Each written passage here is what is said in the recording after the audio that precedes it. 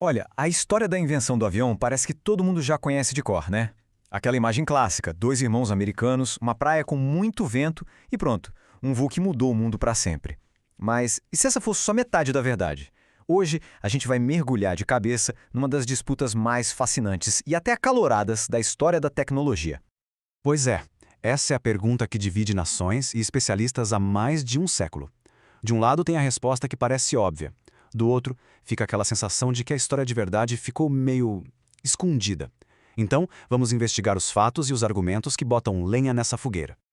E no centro desse furacão todo estão eles, dois pioneiros que são verdadeiros ícones. De um lado, os irmãos Wilbur e Orville Wright, lá dos Estados Unidos, com o famoso Flyer de 1903. Do outro lado, o brasileiro Alberto Santos Dumont e o seu 14 bis que subiu aos céus em Paris em 1906. Os dois eram gênios, não há dúvida. Mas o jeito de trabalhar, o palco onde eles mostraram suas criações, isso não podia ser mais diferente.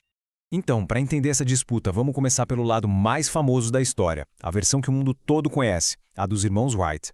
Pensa só, os caras eram donos de uma loja de bicicletas, mas eles encararam o desafio de voar de um jeito super metódico, científico e, o mais importante para essa história, bem em segredo. Certo, vamos dar uma olhada mais de perto. Essa linha do tempo aqui mostra direitinho como os Wrights eram sistemáticos. Em questão de 6 anos, eles saíram de observar pássaros e empinar pipas para, em 1902, resolver uns problemas super críticos de controle do voo. E o pulo do gato veio em 1905 com o Flyer 3, que é tido como o primeiro avião verdadeiramente prático do mundo. A evolução deles foi, impressionante. E qual foi um dos grandes segredos deles? Pura e simples genialidade. Engenharia na veia e tudo por conta própria. Eles construíram esse túnel de vento aí, em casa mesmo, para testar mais de 200 tipos de asa. Imagina o trabalho. Isso deu a eles dados de aerodinâmica que ninguém mais no mundo tinha. Com isso, conseguiram criar asas com uma eficiência que para a época era coisa de outro mundo. E aí, chegou o grande dia, 17 de dezembro de 1903. O voo em si durou só 12 segundos. Percorreu 37 metros. Pode parecer pouco, né? Mas foi a primeiríssima vez na história que uma máquina com motor mais pesada que o ar conseguiu um voo controlado e sustentado. Guardem bem essas duas palavras, porque elas são a chave de tudo. Só que o dia não tinha acabado. No quarto e último voo da manhã, foi a vez do Wilbur assumir o controle. E ele conseguiu ficar no ar por quase 1 minuto, 59 segundos. Voou por 260 metros. Isso foi a prova de que o primeiro voo não foi sorte, não foi um acaso, o negócio funcionava mesmo. Beleza. Agora, a gente vai fazer uma viagem. Vamos cruzar o Atlântico e pousar em Paris, porque lá a história é completamente outra.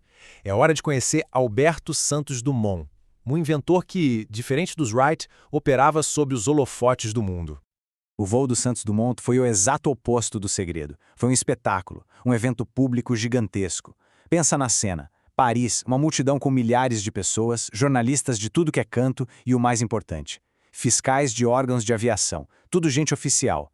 E ali, na frente de todo mundo, o 14 bis decolou e voou 220 metros. Foi uma coisa que não deixava nenhuma dúvida para ninguém. E é exatamente aqui, nessa comparação técnica, que o debate esquenta de verdade. Vamos lá. O Flyer dos Wright era mais pesado, o motor era bem mais fraco e o ponto principal, ele precisava de um trilho e de um vento bem forte contra para conseguir sair do chão. Já o 14 bis, mais leve, mais potente e decolou sozinho, com as próprias rodas.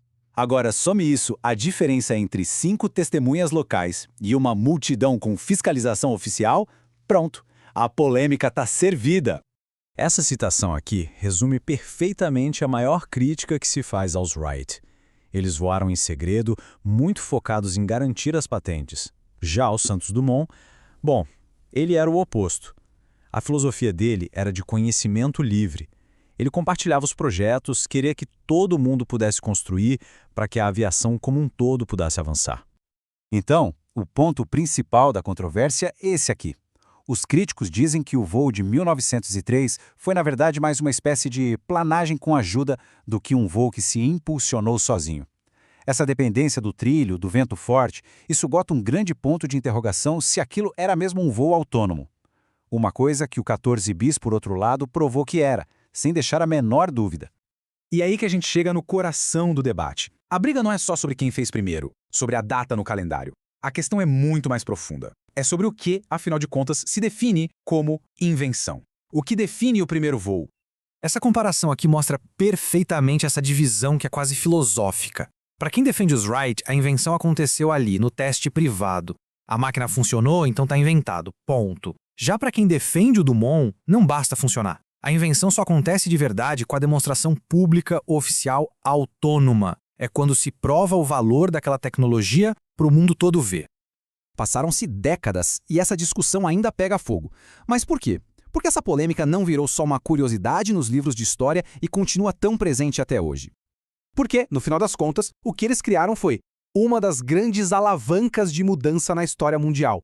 O avião fez o mundo ficar menor, conectou culturas, mudou completamente a guerra e a paz. O que está em jogo aqui não é só uma data, é o crédito por uma das invenções que mais transformaram a humanidade. No fundo, essa polêmica continua viva por uma mistura de orgulho de cada país e, como a gente viu, por essas definições diferentes do que significa inventar alguma coisa. Tanto os Wright quanto os Santos Dumont foram pioneiros gigantescos, monumentais. A resposta para a pergunta quem foi o primeiro acaba dependendo totalmente dos critérios que cada um escolhe valorizar. Isso tudo deixa a gente com uma pergunta no ar, para pensar mesmo. O que é que define uma invenção? É o primeiro protótipo que funciona lá escondido? Ou é a demonstração pública, aquela que inspira o mundo inteiro e abre as portas para o futuro? A resposta talvez diga mais sobre como a gente enxerga a inovação do que sobre a história em si.